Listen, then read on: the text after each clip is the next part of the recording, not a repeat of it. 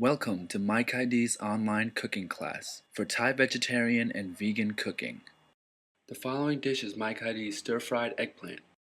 Please note this is for a single serving.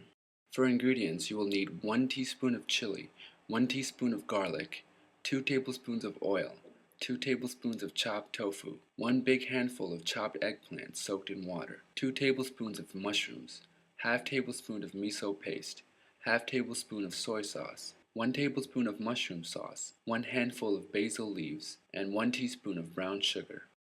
First, cook up 2 tablespoons of oil on high heat. Add in 2 tablespoons of chopped tofu. Stir the tofu until it turns brown. Throw in a big handful of chopped eggplant and stir.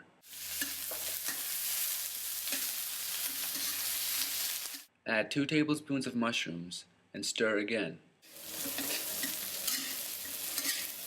If the wok is a little dry, add some oil for the chili and garlic.